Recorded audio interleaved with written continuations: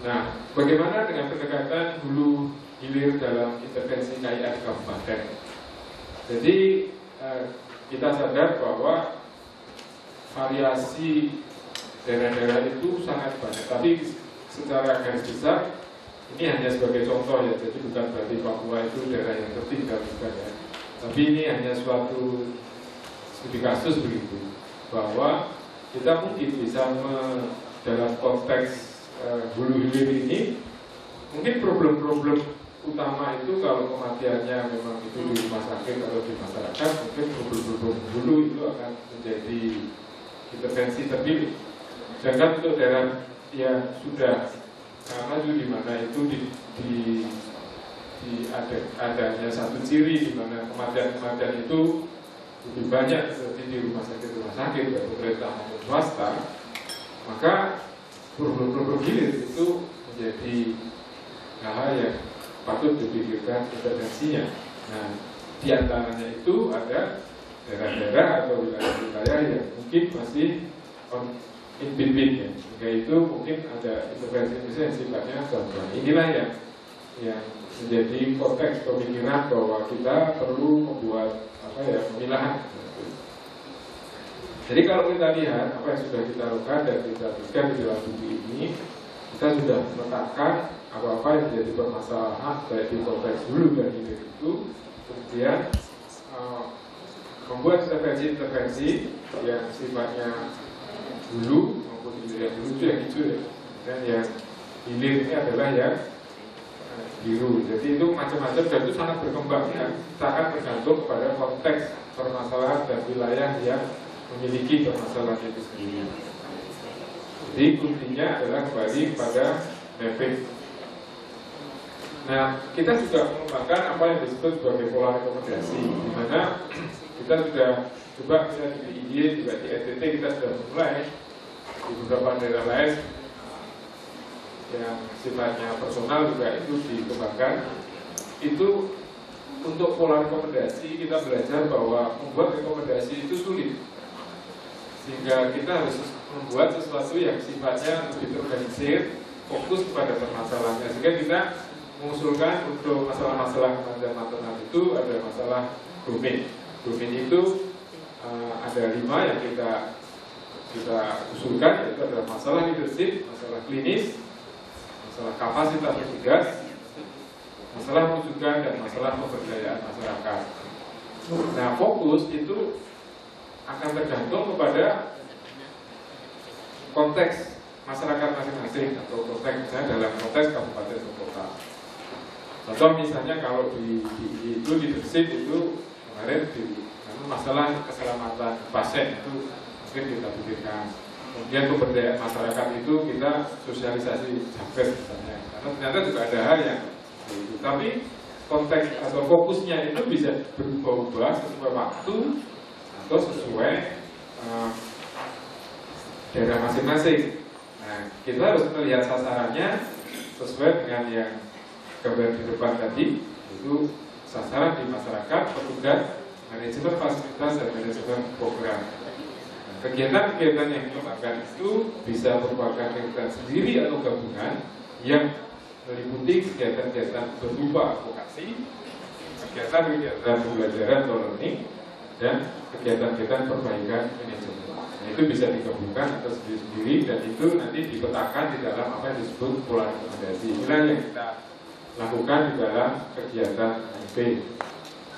Nah, yang kedua adalah penggunaan angka absolut untuk surveillance segera di kabupaten kota. Ini kita sadar bahwa survei itu selalu terlambat. Ya, jadi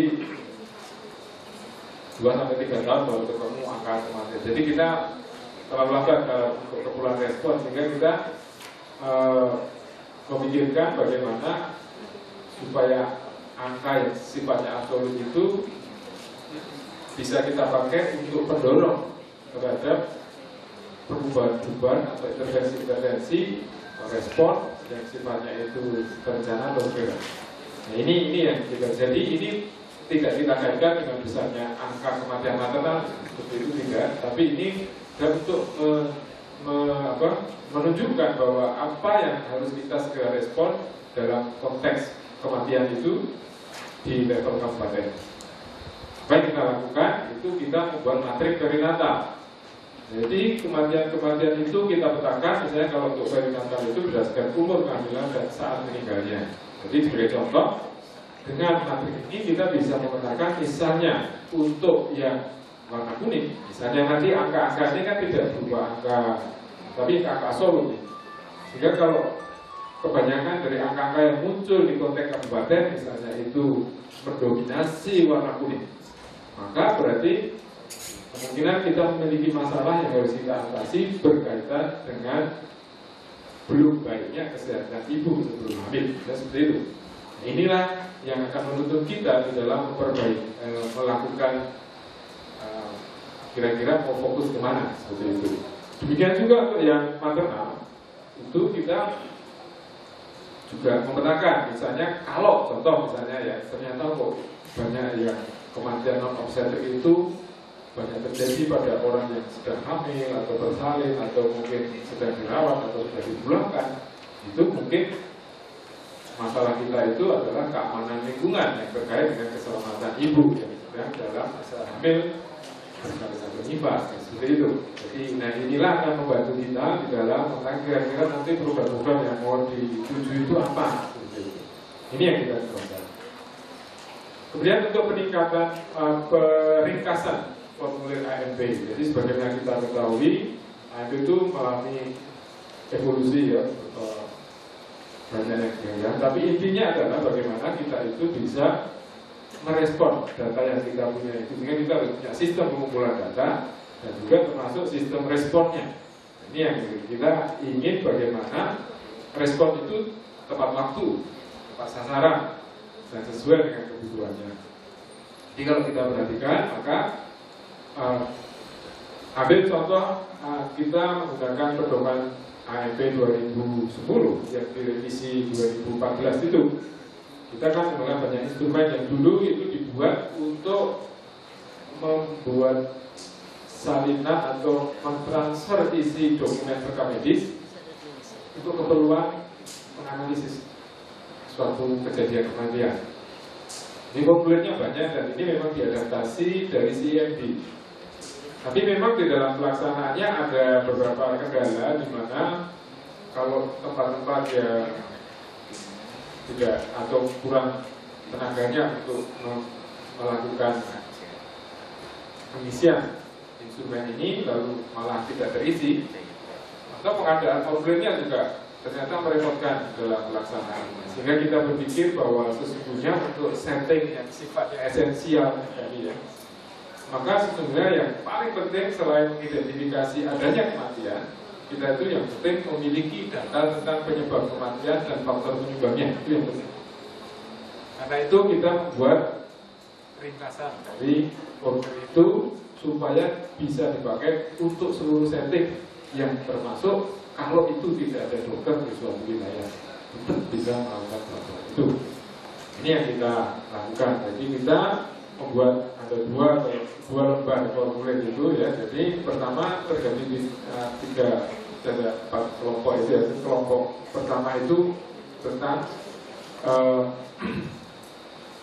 data umumnya. Jadi ini tentang data umumnya. Kemudian yang kedua tentang data penyebab kematian.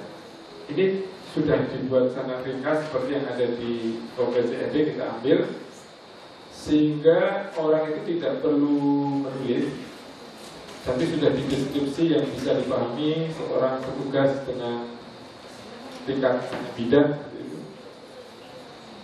sehingga tinggal memilih saja. Kemudian di situ ada keputusan apakah ini suatu kasus yang beralasan untuk meninggal atau tidak, dan usulannya apa untuk memperbaiki dua hal. Pertama, perbaikan akses, yang kedua, perbaikan kualitas pelayanan. Dan itu belajar dari apa yang kita kaji dari pelaksanaan AMP. Biasanya rekomendasi itu kurang fokus ya, sehingga membingungkan orang yang mau membuat usulan programnya. Sehingga kita minta coba usulannya untuk satu kasus itu kalau memang ada problem akses, usulannya apa ya? Satu saja. Jadi kalau banyak malah bingung. Jadi kita minta satu saja ya. Menurut kaji itu paling sesuai. Seperti itu. Nah ini yang kita lakukan.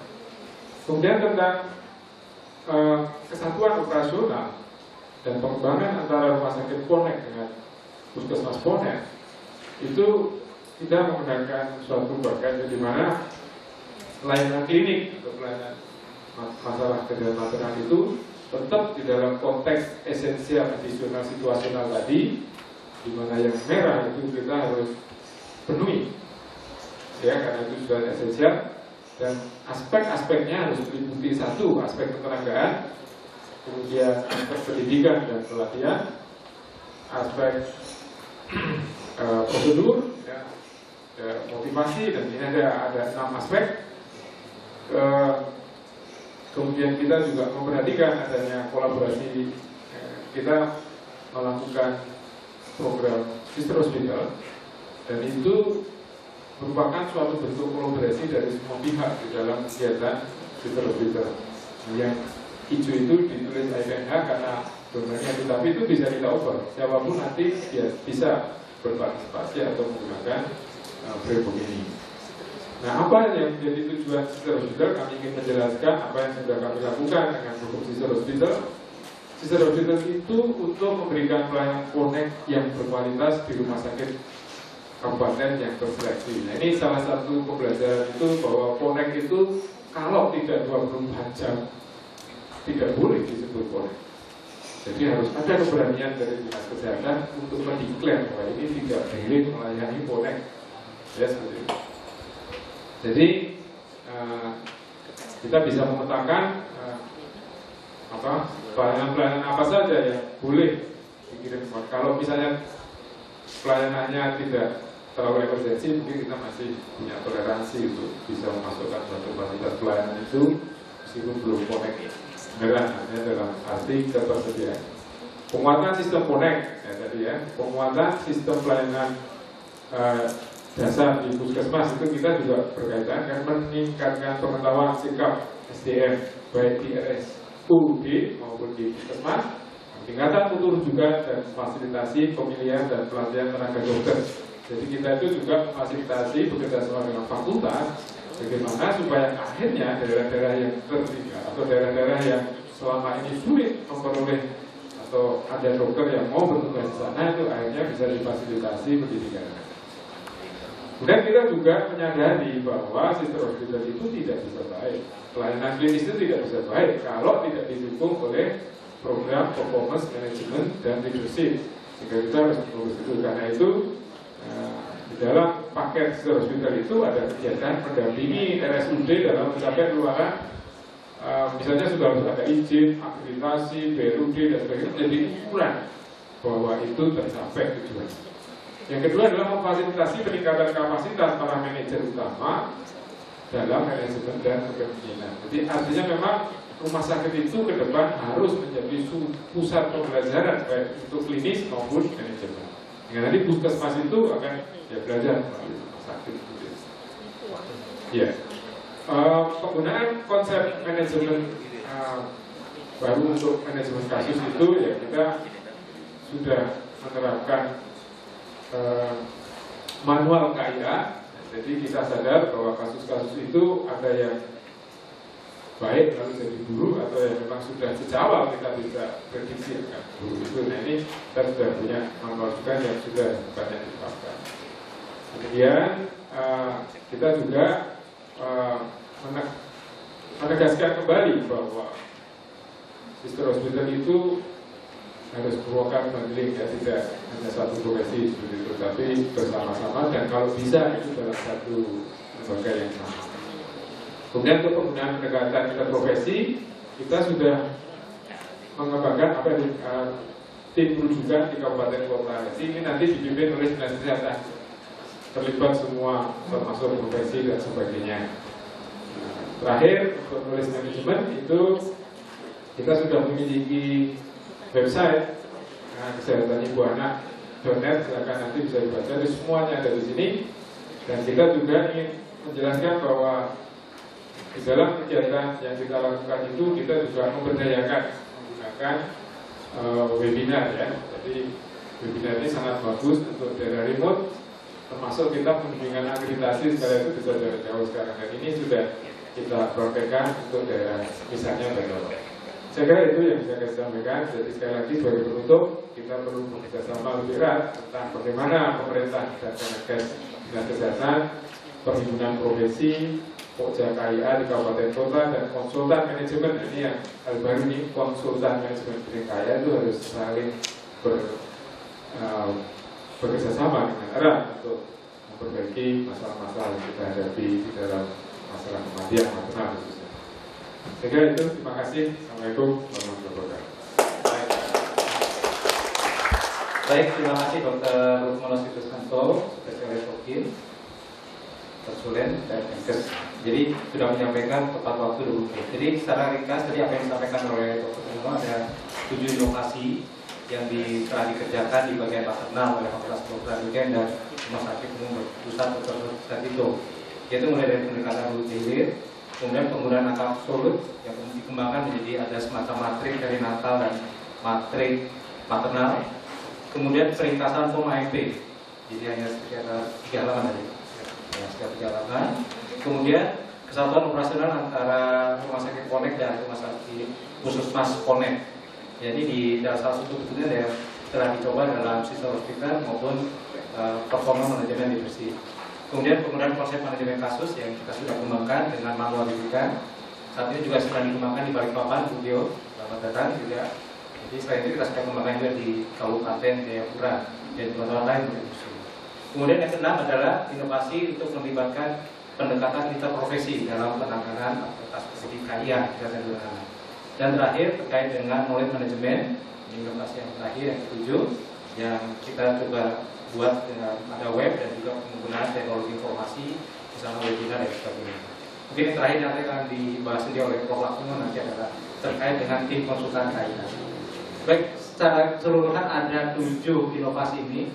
Mungkin karena sudah terpapar Dr. Gigi Nikmati dari Dinas Kesehatan Provinsi, mohon bergabung di kami karena selaku pembahasan nanti. Tapi kesempatan pertama kami berikan kepada Dr. Tio, Dr. E. Tiowai Ganap, SPUG, yang mewakili POGI dalam soal ini. Silakan, Dok, kita 10 menit untuk pembahasan. Ya, baik. Terima kasih. Assalamualaikum warahmatullahi wabarakatuh. Ya, jadi ini terima kasih kesempatannya saya dipercaya untuk membahas, walaupun sebetulnya saya mewakili POGI, namun kalau dibilang membahas di sini juga kurang tepat karena saya juga kontributor di buku ini. Jadi ya, menilai diri sendiri, menilai hasil karya sendiri, tapi tidak apa-apa. Kita akan bahas secara istilahnya tidak memandang saya sebagai salah satu kontributornya. Jadi terima kasih tadi Dr. Rukmono telah memaparkan, jadi kan langkah-langkah atau 7 ya tadi ya, apa saja inovasi yang telah dilakukan. Dan saya ingin sedikit membahas. Jadi pertama tadi itu kan dikatakan masalah pendekatan hulu ke hilir ya. Jadi pendekatan hulu ke hilir ini menurut saya sangat tepat ya. Jadi karena pada kondisi kita misalnya sebagai dokter, misalnya dokter yang berada di suatu rumah sakit atau di misalnya bukan di rumah sakit pusat rujukan, kadang kita untuk mengakses untuk masuk ke rumah sakit ini kadang kita mengalami kebingungan. Nah, sehingga dengan adanya pendekatan hulu ke hilir ini, kemudian advokasi, manajemen dan learning ini kita berikan, sehingga ya proses rujukan, istilahnya proses transfer pasien itu tuh bisa berjalan dengan baik. Terus yang kedua adalah angka absolut. Saya cukup tertarik dengan angka absolut ya dok. Tadi dokter katakan bahwa angka absolut ini lebih tepat dan cepat. Nah, karena kadang kita bingung. Kalau misalnya kita lihat teorinya kan, kalau mau melihat angka kematian ibu itu kan jumlah kematian ibu per 100.000. Nah, padahal bingung 100.000-nya. Ada orang bertanya, di tempat saya persalinannya cuma 1.000.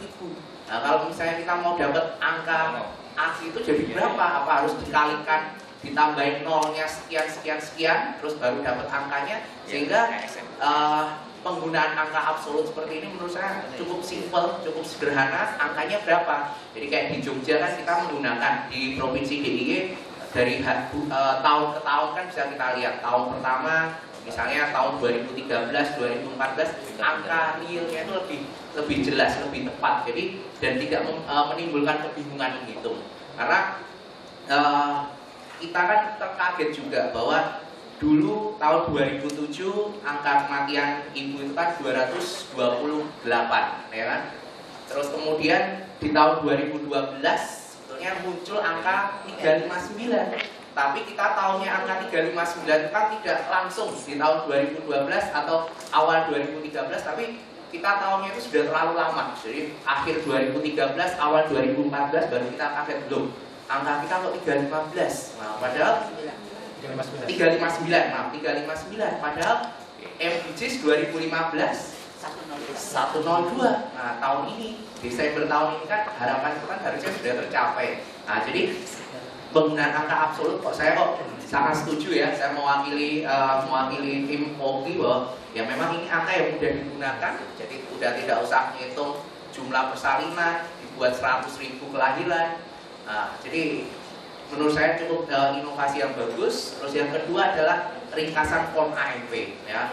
Jadi bisa dibayangkan misalnya kita ada kasus kematian mau dilakukan audit. Pertama orangnya sudah bingung dulu, sudah panik, sudah stres karena saya akan diaudit. Nah, setelah sudah akan diaudit seperti itu disuruh juga ngisi form yang banyak. Ya, bisa dibayangkan sudah stres, form yang diisi itu tuh sekian banyak. Dan akhirnya ya iya kalau dia mencatat atau sistem rekam medisnya itu bagus. Kadang kan banyak, ada beberapa rumah sakit yang sistem rekam medis ini ya kadang dokternya itu hanya ya cuma tanda tangan aja kan. Nah, sehingga dengan peringkasan form AMP, terus di situ juga instrumen ini nih dibuat untuk lebih mudah diisi, menurut saya akan sangat membantu kita untuk ya intinya kita audit itu kan sebetulnya kita ingin mencari penyebab, kemudian penyebab itu tuh dinilai ini bisa diperbaiki atau tidak, kemudian keluarlah rekomendasi. Nah, sehingga dengan peringkasan form AMP ini juga menurut saya suatu inovasi yang sangat bagus, sehingga ya orang yang akan diaudit itu sudah tidak usah bingung, istilahnya dia sudah stres karena akan diaudit, tapi dengan adanya sistem ringkasan ini kan ya untuk sistem pelaporan itu juga akan lebih optimal.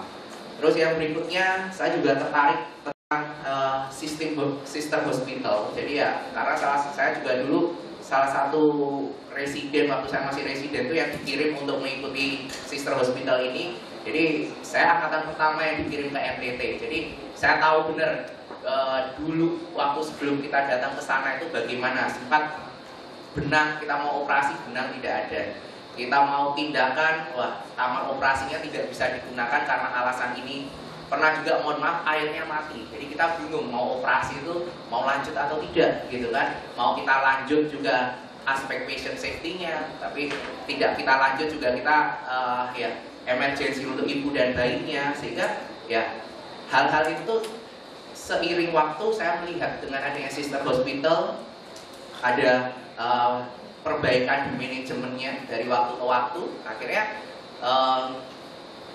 setelah beberapa saat sister hospital ini berjalan, saya melakukan beberapa kali visitasi, dapat tugas visitasi ke sana, saya melihat banyak sekali perubahan. Sehingga saya sempat tanya ke Dr. Rukmono kan, isunya adalah bulan Maret ini kan sister hospital mau selesai gitu kan. Nah, terus ditanya, apa benar mau selesai? Nah, ternyata masih ada kemungkinan untuk diteruskan ke depannya, dan menurut saya ini cukup positif untuk kita lanjutkan.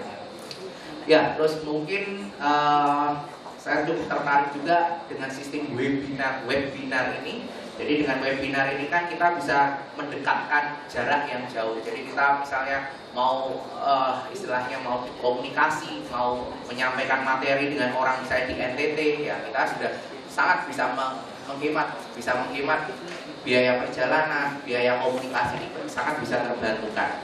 Nah, jadi saya cukup appreciate, cukup menghargai, sangat ya ikut bangga juga sebagai orang yang berada di dalam sistem yang dibuat oleh pengembangan buku KIA ini, Sehingga ya harapan kita ya kita sudah membuat suatu sistem yang baik, tinggal bagaimana ke depannya kita menjaga konsistensi dari yang sudah kita buat dan kita melakukan perbaikan ke depannya. Mungkin itu yang bisa saya sampaikan. Terima kasih. Wassalamualaikum warahmatullahi wabarakatuh. Waalaikumsalam. Baik, terima kasih Dr. Beliau. Namanya dari 7, 6 ditanggapi secara khusus. Mungkin yang tentang pendekatan ke profesi mungkin sekaligus dengan sistem hospital. Jadi memang tapi tampaknya kesan kami bahwa semua diapresiasi. Karena mungkin jeruk makan jeruk ya, jadi mungkin dalam forum yang bisa lebih kritis. Maksudnya memang bukan berarti apa yang dikerjakan FKUGM ini semua tepat dan baik, tapi kita butuh masukan sehingga bisa kita lebih memperbaiki lagi. Itu seperti itu. Kemudian terkait City Hospital masa depannya nanti Bu Yuli bisa juga bantu. Di depan kita ada Bu Yuli, jadi wakil FNH. Katanya ada mandat berita gembira. Oh, iya. Baik, selanjutnya Bu Hikmatin dari Dinas Kesehatan Provinsi DIY akan menyampaikan. Waktu 15 menit. Ya, silakan. Terima kasih. Assalamualaikum warahmatullahi wabarakatuh. Pertama kami ucapkan apresiasi yang luar biasa.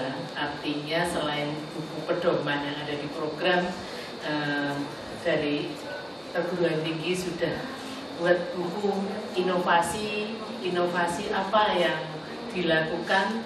Ini terus terang sama jeruk makan jeruk karena kami juga terlibat di dalamnya. Mungkin pembahas ini besok lain kali lebih yang tidak difasilitasi gitu, sehingga mungkin akan lebih jernih gitu. Tapi kalau dari kami memang merasakan bahwa pendampingan dari perguruan tinggi cukup bermakna dan proses pembelajaran yang luar biasa.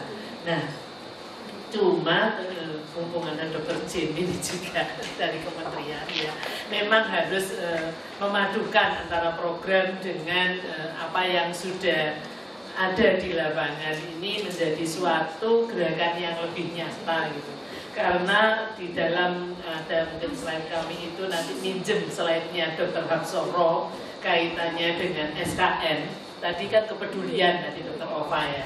Dr. Ova tadi bilang mematur bahwa kepedulian itu penting.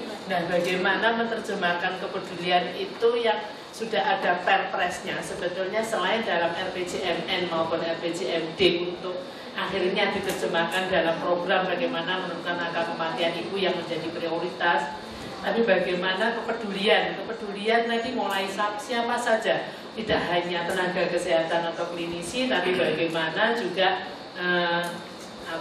kepedulian dari kita mau nggak mau dipengaruhi oleh juga kebijakan ini dari faktor politis.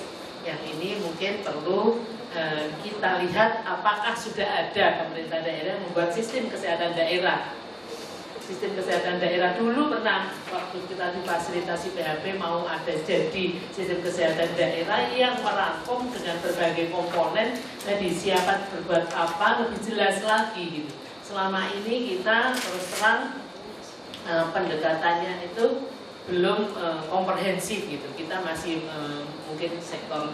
Kalau kematian ibu, contoh kematian ibu, kematian bayi yang diminta adalah dari kami, dari penanggung jawab KIA. Nah, mestinya bagaimana ternyata tadi angka kematian ibu juga sudah bergeser dari mungkin tidak hanya penyebab langsung, penyebab tidak langsung dan faktor sosial ini sangat berpengaruh. Gitu.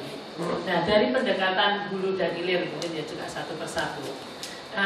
Selama ini kalau di DIY saya kurang tahu, ini sudah dimulai sudah mulai mendapatkan perhatian gitu ya.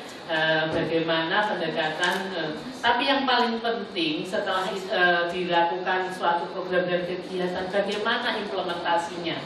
Ini yang keberlangsungan proses ini ternyata perlu dikawal.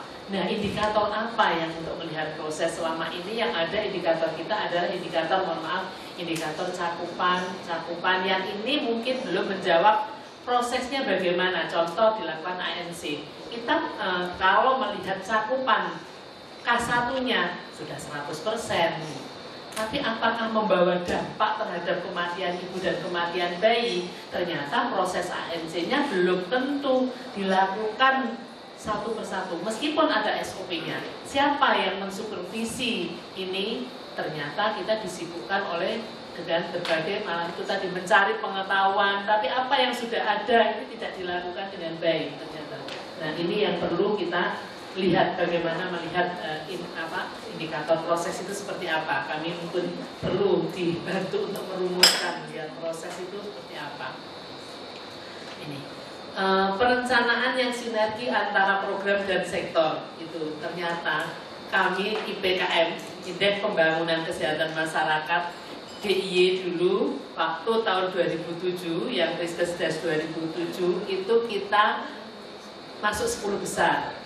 Yang 3 kabupaten masuk 10 besar, yang 2 kabupaten itu masuk di atas 50.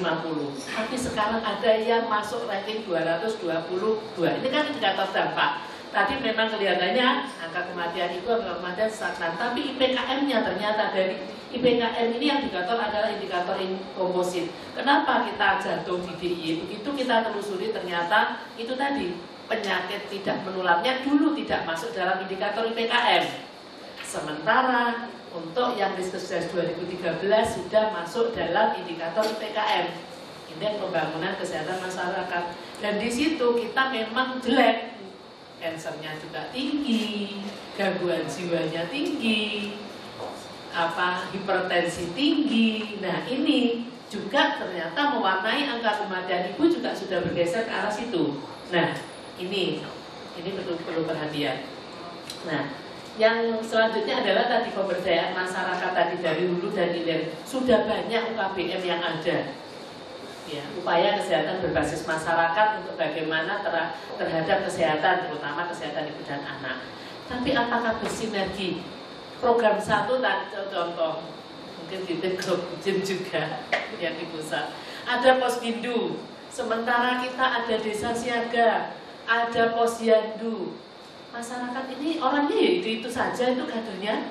Nah ini yang mungkin semua itu kenapa harus dilabeli satu persatu, mesti menjadi suatu yang di bawah komando siapa yang mempunyai tugas fungsi ini. Kami mestinya program yang lain nyantolkan, mengkaitkan dengan yang ini. Nah penggunaan angka absolut, ya ini sangat penting memang. Di DIY sudah kurang lebih 3 tahun ini sudah menggunakan angka absolut sebagai untuk surveillance kita. Tadi betul kalau Dr. Bio tadi menjawab bahwa sebenarnya saya masih aman gitu. Tapi begitu diingatkan dan kami selalu difasilitasi dengan UGM 3 bulan sekali mesti kita pertemuan dengan UGM ini. Kalau enggak yang ngunduh, kemarin yang ngunduh adalah UGM karena dana kita belum turun gitu. Nah tribulan kedua nanti kami selalu diingatkan ada pihak luar yang selalu juga memantau, tidak hanya dari kesehatan tapi ini memantau. Dan begitu diundang oleh perguruan tinggi ternyata pemerintah daerahnya pada datang gitu. Nah ini mungkin artinya surveillance ini perlu dilakukan dan dilakukan pemantauan secara periodik paling tidak 3 bulan. Jadi 3 bulan kalau ada hal-hal yang memang perlu segera ditindaklanjuti, kita koordinasikan siapa yang harus menindaklanjuti. Ini sudah mulai meskipun kami belum optimal gitu ya. Respon cepatnya, cuman bagaimana penggunaan angka absolut ini menjadi tindak lanjut yang harus segera direspon secara cepat, yang harusnya menjadi SOP memperbarui SOP yang mungkin kurang relevan. Ini juga mungkin perlu dilihat lagi. Nah, bagaimana tindak lanjut atau rekomendasi AMP itu menjadi suatu hal yang harus segera ditindaklanjuti. Selama ini mungkin dananya nggak ada kok. Kalau dulu Dr. Zainab waktu jadi kepala dinas Bantul, tindak lanjut AMP itu kan belum tersedia. Tapi bagaimana ternyata ada yang hal-hal yang tidak perlu dengan pakai dana, kita perlu koordinasi, menata kembali apa yang sudah ada di situ. Ternyata juga mampu menjawab sebagian rekomendasi AMP yang itu merasakan di contohnya hubungan antar personal. Itu kan nggak mungkin dengan dana, tapi bagaimana komunikasi dibangun, bagaimana kepedulian ini kita dibangun bersama. Nah ini adalah bagaimana menindaklanjuti apa yang sudah direkomendasikan dalam AMP tersebut.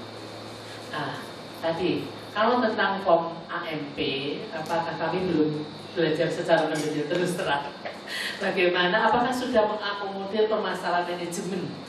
yang banyak kan klinis, tapi bagaimana manajemen itu menjadi suatu keputusan, karena kalau tidak ada, tadi kan dinas kesehatan diminta untuk menjadi leader, tapi kebijakan manajemennya harus juga dilatih gitu, tim manajemennya. Kalau kami memang sudah dilatih ya oleh IGM dengan beberapa kali, tapi bagaimana dengan yang lain? Butuh kompetensi ternyata dinas kesehatan, apalagi meskipun orang dinas kesehatan itu kan banyak yang tidak langsung ke klinis, tapi bagaimana hubungan orang klinis dengan manajemen yang nyambung, itu merupakan suatu tadi kebijakan itu mau nggak mau yang mengeluarkan adalah pemerintah daerah, pemerintah, artinya dari sisi kesehatan dinasnya. Tapi bagaimana klinis menjadi kebijakan, itu yang mungkin perlu dilihat ulang. Ataukah hanya klinis saja tadi bisa memutuskan untuk bagaimana tindak lanjut AMP? Timnya itu siapa saja? Nah, ini yang perlu dijabarkan. Apakah dari opsi dan anak saja? Sementara tadi sudah merebak permasalahan kesehatan ibu tidak hanya, dan anak ini tidak hanya dipengaruhi oleh tadi ada penyakit degeneratif yang menyertai. Apakah timnya itu penyakit dalam juga ikut serta dalam tim AMP? Contoh kemarin yang di Kulon Progo itu pernah yang memimpin adalah kepala penyakit dalamnya. Nah ini karena memang kasusnya kematiannya memang karena tadi bukan semata-mata dari. Nah ini kesatuan operasional pengembangan antara rumah sakit Connect dan Connect-nya, kebijakannya bagaimana? Nah kalau tidak ada kebijakan tadi, kepedulian baik itu di tingkat pemerintah daerah maupun di rumah sakitnya itu sendiri tidak tertuang dalam kebijakan, bagaimana sistem rujukannya. Ini kemarin juga sudah ada permasalahan, kita membuat uji coba regionalisasi, ternyata yang dekat rumah sakit Sarjito itu boleh langsung Sarjito. Nah ini menjadi pembiayaannya akan mahal dan sebagainya, sementara kasusnya bisa diselesaikan di rumah sakit di tipe sebelumnya ini ya. Terus bagaimana pembiayaannya, ini juga perlu ya. Yang tidak kalah penting adalah sumber dayanya tadi. Mulai tadi program ini muatannya banyak sekali. Apakah semuanya itu sudah diperhatikan?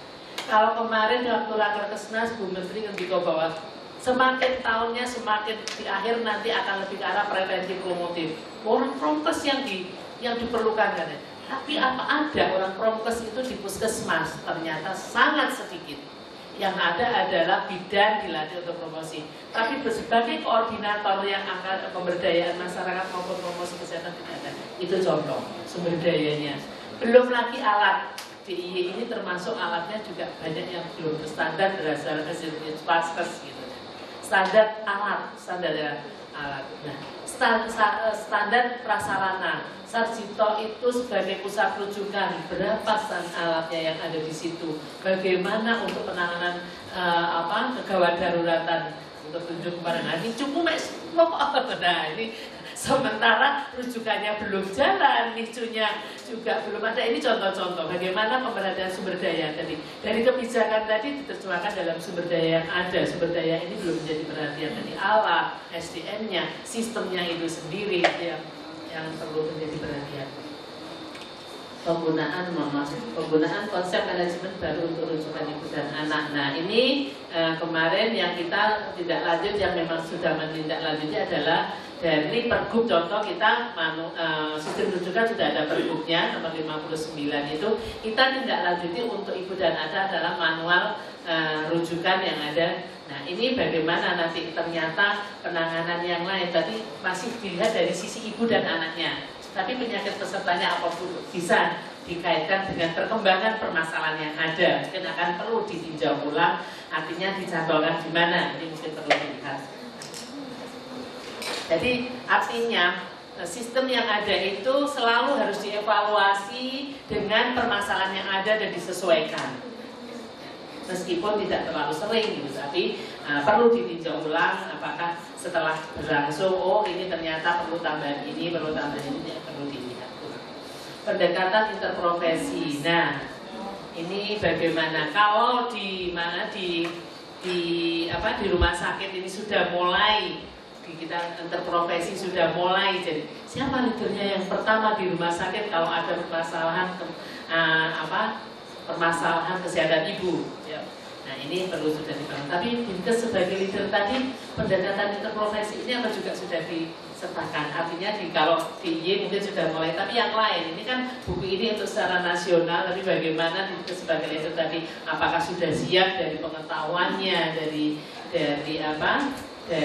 sumber dayanya dan sebagainya. Knowledge management berbasis web ini kita juga sudah bergabung dengan webinar dan alhamdulillah kalau angka kematian ibu, angka kematian bayi itu biasanya terjadi pada saat libur panjang. Contohnya mungkin Natal dan sebagainya. Nah kita kemarin juga difasilitasi oleh kesiapan kabupaten kota baik itu. Nah ini ternyata sangat membantu. Itu salah satu adalah selain rujukan pengetahuan juga rujukan permasalahan, penyelesaian masalah di webinar. Itu mungkin dari kami. Dan ini yang tadi yang saya aturkan sekilas untuk bagaimana sebetulnya Perpres ini belum berjalan dengan baik. Sudah ada Perpres, ini Dr. Absoro yang memfasilitasi fundamental moral kemanusiaan ini penting dan ini selaras dengan nawacitanya gitu. Tapi bagaimana menerjemahkan ini ke dalam sumber dayanya, bagaimana penelitiannya dan sebagainya. Itu dari masukan dari kami. Matur nuwun. Ya, terima kasih Dr. Gigi. Ini itu Martin dari Dinas Kesehatan Provinsi DIY telah memberikan bahasannya. Yang kami coba melihat bahwa ada poin-poin dari 7 inovasi tersebut yang melibatkan Dinkes itu sudah diapresiasi, tapi ada inovasi yang tidak melibatkan Dinas Kesehatan Provinsi DIY diberikan catatan-catatan yang kritis ya, terkait misalnya ringkasan HOMA-MP. Kemudian juga ada masukan-masukan menarik yang mungkin menjadikan peluang inovasi terkait dengan poin kesatuan rumah sakit Ponek dan Puskesmas Ponek ya. Ada beberapa mungkin yang bisa ulang-ulang, nanti mungkin Dr. Mono bisa menangkapnya. Termasuk juga untuk yang poin tentang penggunaan konsep manajemen baru. Jadi mungkin usulan ini adalah menunjukkan KIA plus.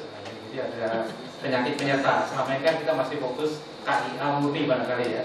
Nah ini mungkin ada KIA plus barangkali begitu ya. Nah ini mungkin bisa ditangkap nanti Bu Jainas juga barangkali bisa menangkap.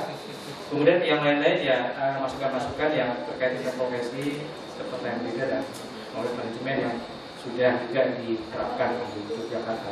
Saya rasa demikian secara ringkas apa yang disampaikan oleh Dr. Diki Martin terkait dengan paparan dari presentasi dari Dr. Mono. Selanjutnya kita punya waktu 30 menit ya. 30 menit untuk tanya jawab atau masukan dan sebagainya, komentar. Kami persilakan para guru sekalian, ini termen pertama kita untuk 3 orang. Silakan 1, 2, 3. Baik, Ibu dulu di samping Bu Tio, silakan. Mau mic-nya, baik, silakan Bu. Terima kasih. Saya Ibu Meliana dari Dinas Kesehatan Provinsi Kalimantan Timur. Pada hari ini kami sengaja datang untuk mengikuti seminar ini.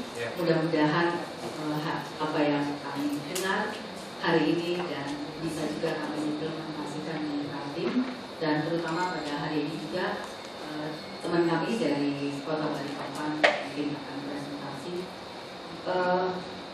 seperti apa yang sudah disampaikan oleh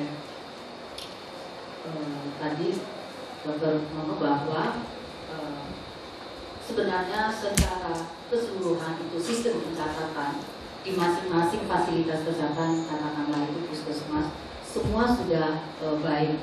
Karena sebagaimana kita tahu bersama bahwa dari Kementerian Kesehatan itu begitu banyak instrumen untuk pencatatan kesehatan ibu anak ini yang sudah seharusnya dilakukan di setiap jenjang fasilitas kesehatan. Hanya saja mungkin kepatuhan dari teman-teman kita yang ada di lapangan yang tidak mematuhi hal tersebut. Contohnya dengan ANC. ANC ini sebenarnya bukan ANC biasa, tetapi sudah integrasi sebenarnya, integrasi program.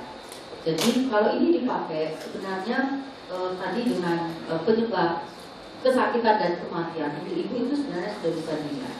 Sebagaimana kita ketahui bahwa penyebab kematian ibu saat ini tidak hanya dengan trias, perdarahan, infeksi dan infeksi, tetapi untuk di Kaltim, dok, itu sudah dengan diabetes, kemudian malaria, TB, ini sudah terjadi. Sehingga apa yang dikatakan ibunda kami dari DIY tadi bahwa apakah di dalam tim audit maternal itu perlu tidak hanya dengan dokter spesialis kebidanan dan anak, tetapi mestinya mungkin harus saat ini ditambahkan dengan internis, sehingga proses audit ini mungkin bisa lebih baik lagi.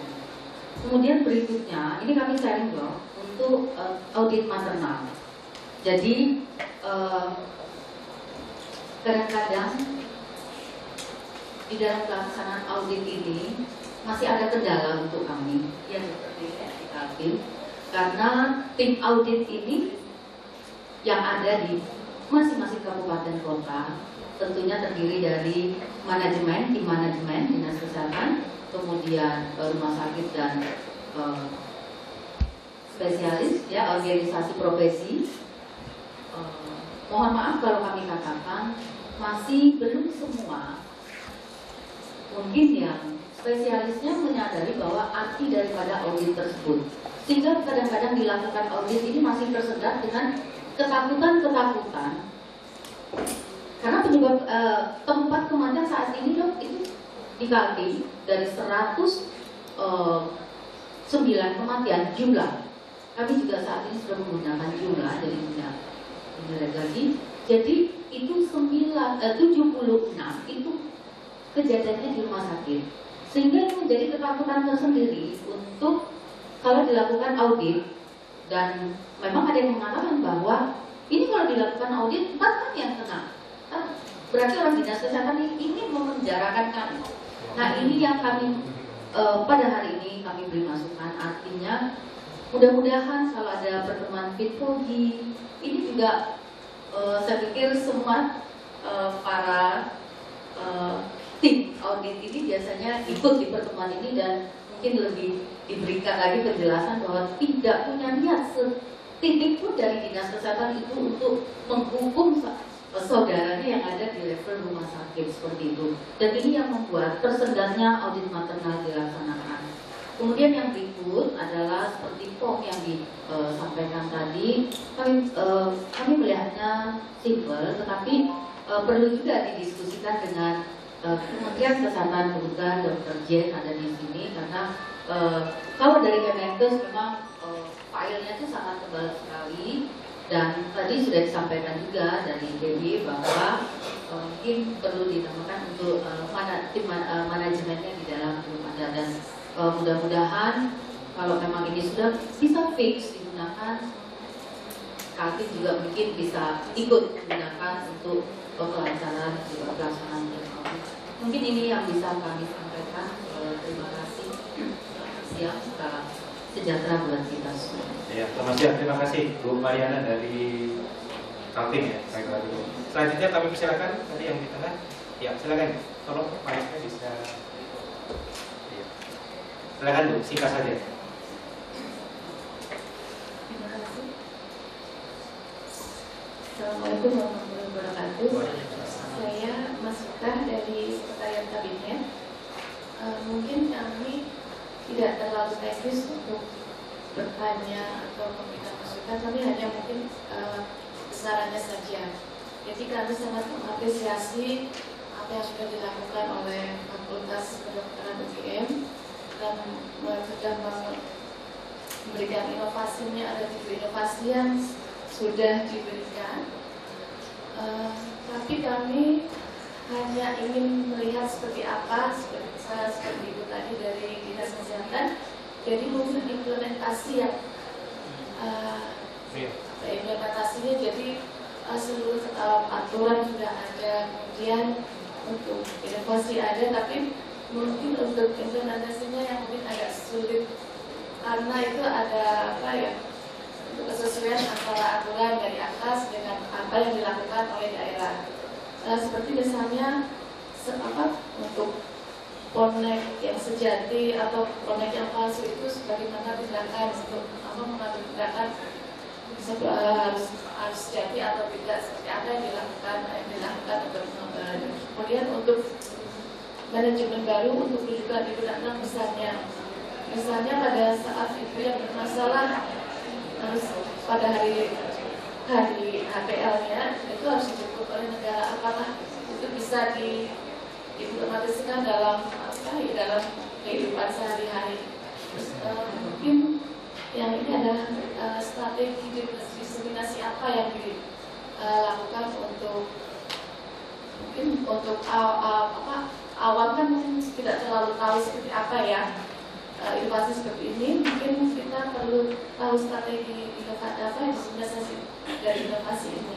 Terima kasih. Assalamualaikum warahmatullahi wabarakatuh. Ya, baik. Pertanyaan Ibu Mas Ika terkait implementasi.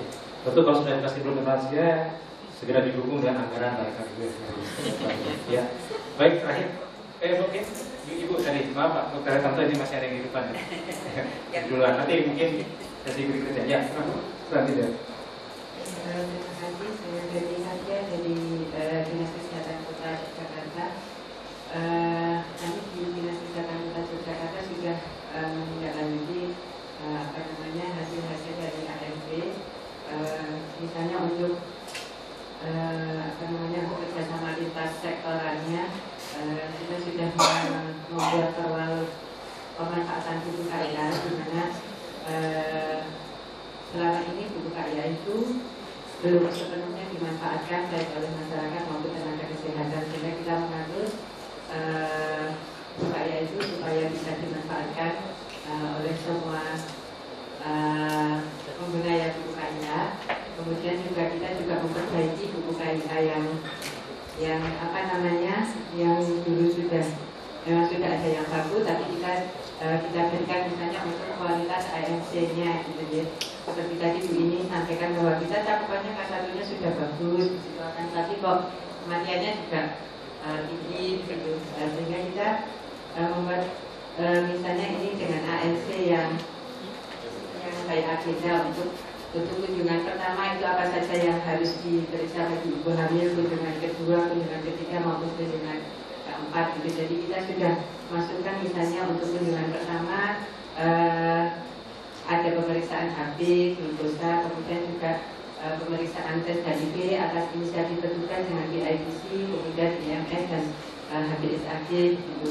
Kemudian juga untuk kunjungan kedua, ketiga, keempat yang memang harus ada apa saja yang harus dilakukan. Misalnya di kunjungan pertama ada konseling untuk gizi, kemudian untuk pemeriksaan umumnya, kemudian kunjungan kedua ada konseling gizi, kunjungan ketiga ada konseling psikolog, dan kunjungan keempat ada konseling ASI. Yang ini harus dilakukan di tiap-tiap puskesmas, dan kita punya halamannya sendiri, jadi tidak ya secara umum yang seperti dulu misalnya hanya keluar sekarang, tekanan darah dan sebagainya.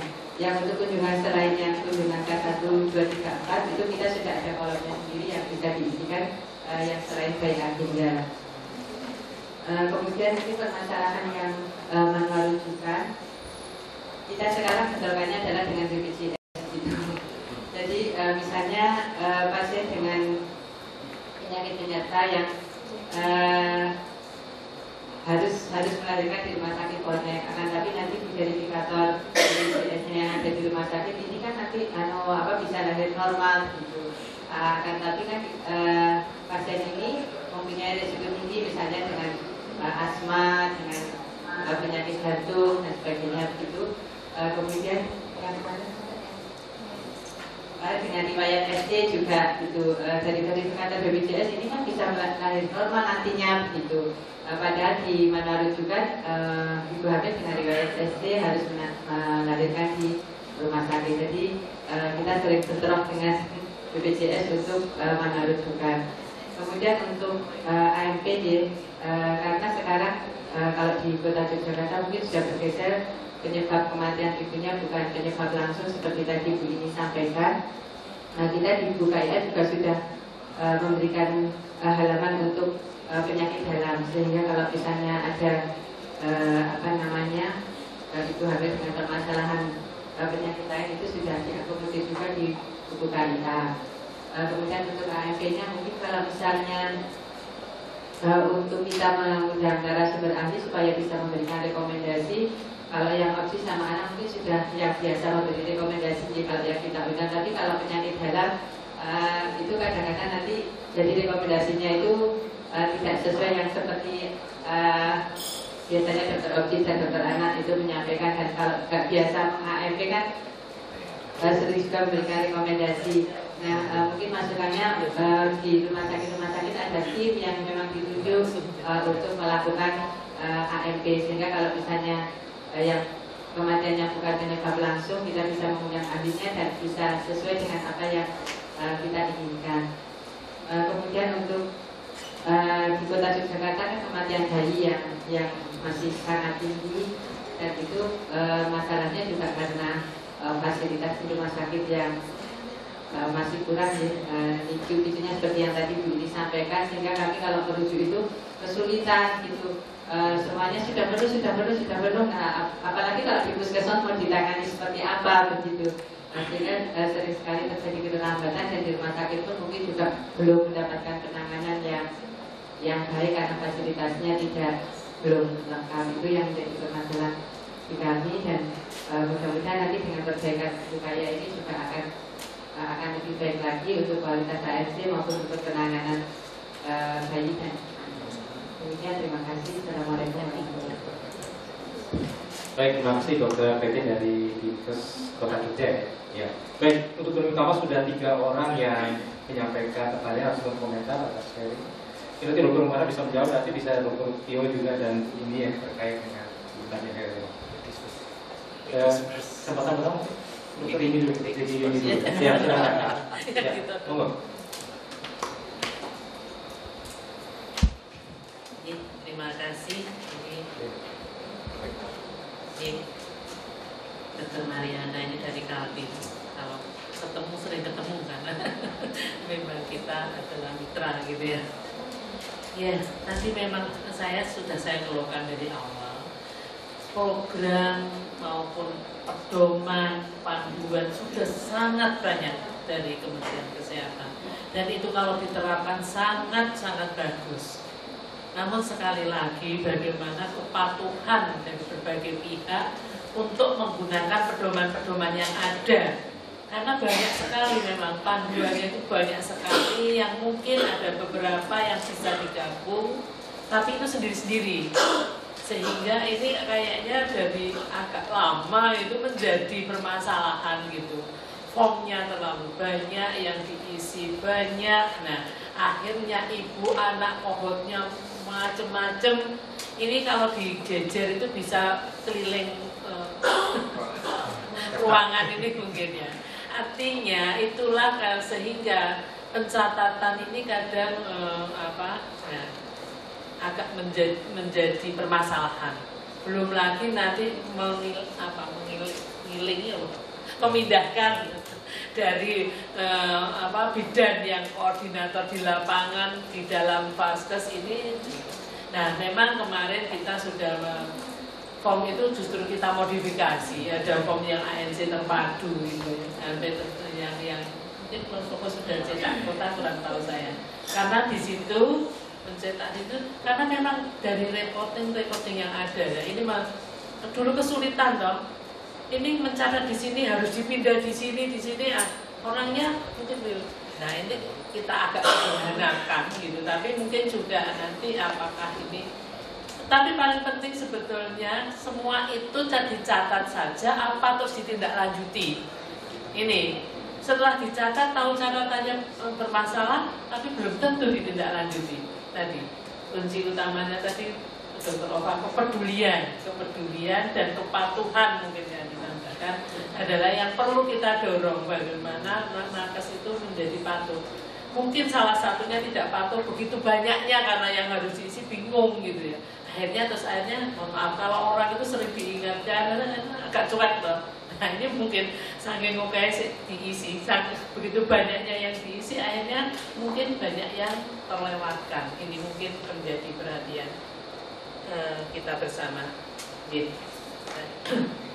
Tim AMP tadi ya, Tadi ternyata kita sudah mulai, tapi begitu dimulai bagi seorang yang tidak biasa, tadi kan biasa dari spesialis kandungan dan spesialis anak, tapi terus rekomendasinya terus ya ini. Nah ini perlu memang setelah terjadi ada yang perlu dengan ada melihat permasalahan yang ada menjadi gabungan ini ya harus bersama-sama mendiskusikan bagaimana nanti rekomendasi kan tidak hanya dari internetnya saja, memang dari semua itu tadi. Selama ini Pak Anu bilang waduh rekomendasinya tidak kurang jos gitu artinya dan masih belum ke akar masalahnya gitu ya. Nah ini masalah itu banyak, tapi apakah masalah-masalah itu betul-betul akar masalahnya itu? Ternyata kalau kita diminta untuk membuat perencanaan itu nggak mudah loh, mencari akar masalah dari analisa yang ada itu ternyata semua masalah sehingga punya kegiatan ini. Tapi apakah jawab akar masalah? Ternyata belum tentu. Nah sama dengan yang di sini, rekomendasi tadi apakah sudah membawa perbaikan ke depan? Tujuannya ART tadi kan tidak ingin memenjarakan seseorang, tapi bagaimana agar yang sudah pernah terjadi ini untuk perbaikan, untuk menindaklanjuti dan sebagainya. Ini yang perlu dipahamkan mungkin. Terus pelaksanaan tadi terkendala tadi ternyata memang perlu koordinasi ini ya. Dengan OP-nya juga perlu dipahamkan bahwa ini adalah untuk perbaikan. Sekali lagi kita sudah mulai menindaklanjuti yang tidak pakai dana itu juga dengan cepat tadi contoh hubungan interpersonal, bentuk-bentuknya ada tim, pendekatan koordinasi, ini penting juga gitu. Nah, Bu Nasitah ya dari Sekretariat Kabinet ya. Implementasinya kalau kami alhamdulillah, tapi saya belum tentu ya inovasi yang didampingi UGM dengan Dinas Kesehatan di provinsi itu bisa terlaksana kalau belum ada kayak UGM pendampingnya. Nah ini juga perlu dipikirkan, UGM ini bisa nggak memfasilitasi juga yang salah satunya mungkin tadi webinar, tapi bagaimana juga mendampingi saat tadi kalau kita kan sudah sering kalau kunjungan supervisi di rumah sakit itu tidak hanya dari kami dari dinas, memang menyertakan dari UGM dan dari Sarjito. Tapi bagaimana dengan provinsi yang mungkin tidak mempunyai perguruan tinggi yang ada FK-nya gitu terutama mungkin ya, dan rumah sakit yang mau ini. Nah, tadi Dr. Rusmala tadi kan sudah bilang, artinya semakin tinggi rumah sakitnya dia juga harus mengimplementasikan sampai ke mana? Ke implementasi tadi, pemberdayaan masyarakatnya. Ini juga ya, kami setelah difasilitasi dan alhamdulillah UGM ini sudah merubah isinya. Kalau dulu itu UGM itu sebagai pusat research ya kayaknya. Bu Rektornya juga sudah tidak hanya riset, sekarang itu UGM itu sebagai apa? Social entrepreneur. Nah, artinya harus apa yang sudah dikaji di perguruan tinggi diimplementasikan di masyarakat, didampingi setelah agak jadi, artinya sudah jadi baru diserahkan kepada pemerintahnya. Nah ini kami yang berharap kerjasama nyata itu ya kayak gitu. Artinya tidak hanya masukan dan mungkin saling ini contohnya setelah memfasilitasi di Karimun Jawa juga ya, mungkin yang sudah ada. Sebetulnya ini juga ini sebetulnya fasilitasi juga, tapi mungkin belum dilaporkan ke Bu Rektor sehingga belum tercatat gitu. Ya inilah artinya kalau dulu hanya riset, kalau riset mungkin ya memang hasil kajiannya masuk di lasinya perguruan tinggi, tapi ini bisa terimplementasi itu perlu pendampingan. Tidak hanya dari, jadi ada sudah koordinasi antara perguruan tinggi dengan pemerintah daerahnya dengan masyarakatnya kan gitu. Jadi masyarakat sendiri juga perlu dididik gitu. Sehingga undang-undang dalam amanat undang-undang 36 itu ya bisa terwujud untuk memandirikan masyarakat untuk hidup sehat agar masyarakat itu tahu, belum tahu karena dia belum mau tahu, setelah tahu mau, setelah mau mampu dia melakukan. Ini yang memang sulit ya. Tapi bagaimana selama ini kan kita sepertinya yang ngoyak-ngoyak itu tenaga kesehatan. Bu hamil periksa ya 4 kali, kepentingannya kan kepentingan kita, tapi apakah itu sudah menjadi kepentingan masyarakat? Nah itu bersama-sama harusnya. Bu Fetty mungkin banyak ke Pak Rumono, sepertinya sebetulnya buku KIA ini juga dampingan juga dari kerja dari UGM, sehingga membuat jadi regulasi. Tujuannya adalah regulasi itu juga mengawal bagaimana implementasi itu bisa berjalan. Dalam buku KIA-nya di situ regulasinya sebagai sarana tidak akan diberikan jaminan kesehatan daerahnya kalau buku KIA-nya juga nggak punya, setengah dipaksa memang masyarakatnya gitu kan. Nah ini sudah ada modifikasi, tadi juga ada tambahan karena memang di penyakit dalamnya juga belum ada. Ini nanti dan ini juga hasil di salah satu fasilitasi dari UGM juga. Pembiayaan ya ini masih menjadi kajian karena memang sistem rujukannya itu selalu dikaji atau beberapa bulan sekali bahkan dikaji. Belum klopnya itu karena memang pemahamannya sebetulnya yang belum sama. Selama kita juga menuliskan secara tepat dan jelas, ini mungkin bisa kita bagian. Tapi tolong data-data ini terekam dengan baik sehingga sebagai bahan untuk berkaitan kepada BPJS melalui kita arsadanya gitu. Nah, karena ini yang harusnya yang mendorong adalah arsadanya untuk bagaimana BPJS itu matching dengan regulasi. Itu mungkin dari kami. Kita break dulu karena ada azan, jadi kita tunggu supaya azan selesai.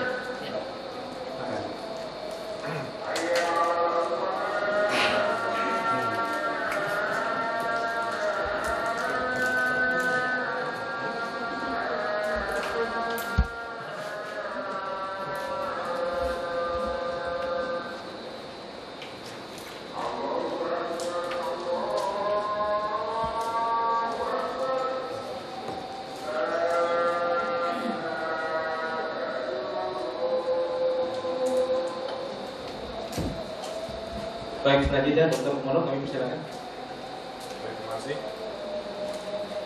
Jadi saya mungkin tidak usah satu-satu tapi kira-kira bahwa kami punya keyakinan bahwa masyarakat atau siapapun yang memiliki kepentingan itu dia punya kemampuannya sendiri untuk mengatasi masalahnya sendiri. Jadi kita semangatnya itu tidak mendikte orang, tapi memfasilitasi. Jadi intinya itu. Jadi kalau kita lihat bagaimana yang kita hadapi itu kan dari proyek menjadi implementasi itu kan tidak selalu sinkron. Jadi memang ada masalah-masalah lain dari setting proyek menjadi eskalasi itu berbeda konteksnya. Karena itu satu hal yang kita inginkan itu bagaimana kalau tadi dikatakan misalnya kepatuhan tadi ya, itu kepatuhan itu kita yang masih lemah itu masalah akuntabilitas. Kita perlu memperbaiki akuntabilitas.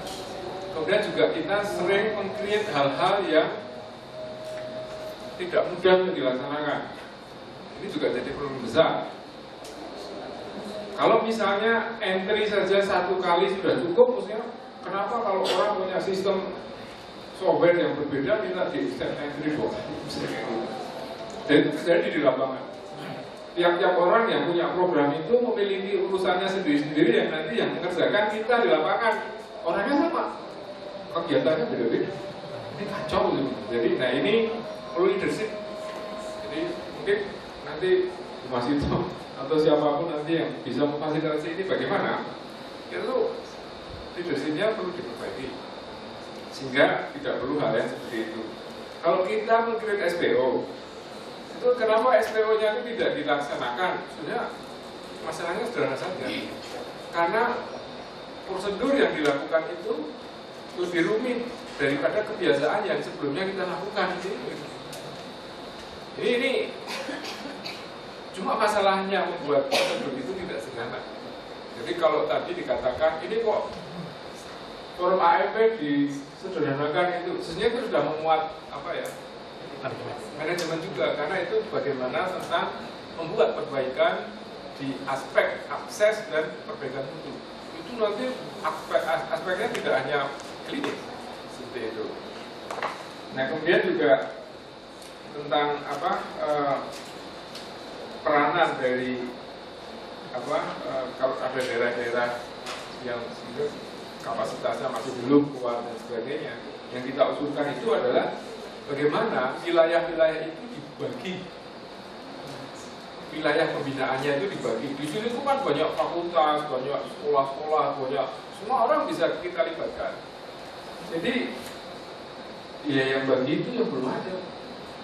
Ini peranan negara gitu.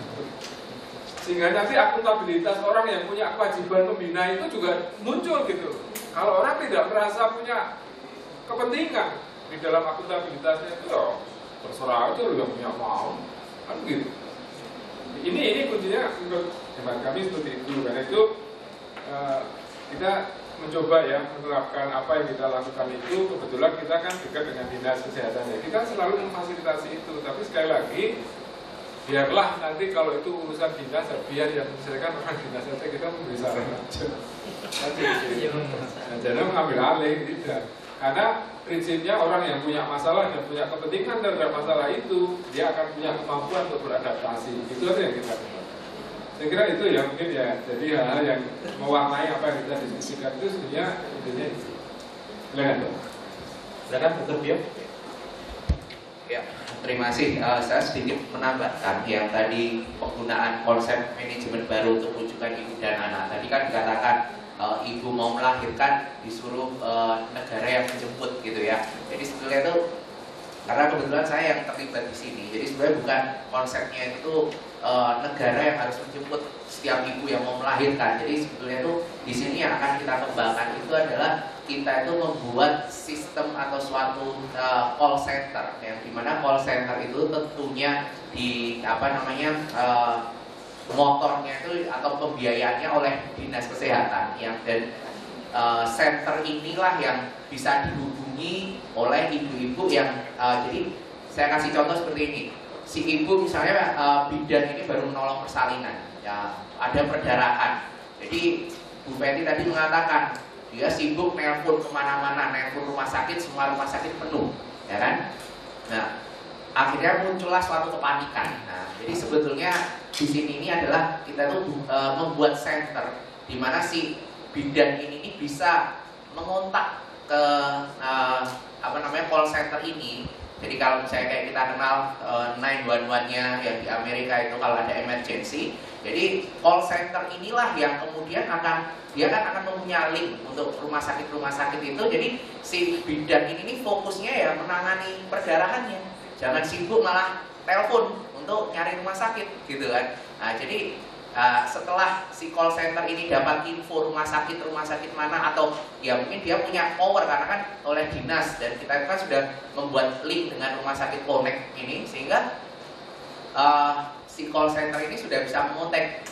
Nanti akan ada misalnya rujukan perdarahan, mohon tim ini disiapkan. Nah, kemudian call center ini yang mengontak balik ke bidan yang baru menangani emergency itu untuk ya mungkin dipastikan kondisinya bagaimana. Dan kita juga kemarin sempat membahas kalau memang memungkinkan ya kita menyediakan semacam ambulans atau apa bagi tempat-tempat yang dia tidak memungkinkan untuk transportnya, sehingga ambulans ini bisa memfasilitasi pengiriman pasien emergency itu ke rumah sakit yang tepat. Jadi karena tidak sampai rumah pasien itu diajak muter-muter dulu untuk mendapatkan penanganan. Dan intinya yang kita garis bawahi adalah kita mengurangi kepanikan orang yang sedang menangani emergency.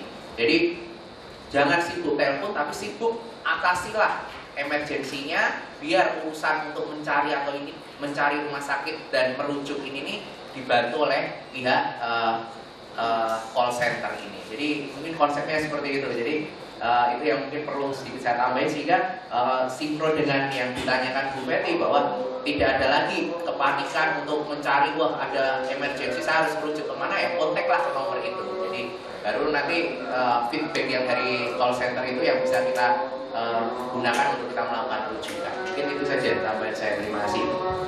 Baik, karena waktu yang terbatas, jadi secara keseluruhan waktu tetap Mas Wisnu ya. Oke, jadi mungkin sebagai penutup atau secara keseluruhan, jadi Bapak sekalian tampaknya dari FKUGM ini melihat ada missing link. Artinya begini, banyak sudah Kementerian Kesehatan atau pusat sudah membuat melaksanakan tugasnya dengan RNSPK. Banyak pedoman-pedoman yang sudah dibuat, tapi menurut kritik Dr. Rukmono tadi tidak terintegrasi, jadi banyak sekali. Tapi ketika sekian banyak ini ada 34 provinsi dan 500 kabupaten kota, pedoman-pedoman yang ada tersebut, makanya ketika di lapangan ini sulit dijabarkan oleh pemerintah atau dinas kesehatan setempat. UGM melihat ada peluang di sini, tampaknya mereka perlu pendampingan. Itu satu. Terus kedua, kalau kita melihat juga UGM sendiri banyak melakukan sebagai perguruan tinggi, melakukan riset, penelitian, kemudian juga eksperimen, uji coba, sehingga banyak inovasi-inovasi yang muncul. Jadi ini ingin melengkapi dan membantu Kementerian Kesehatan.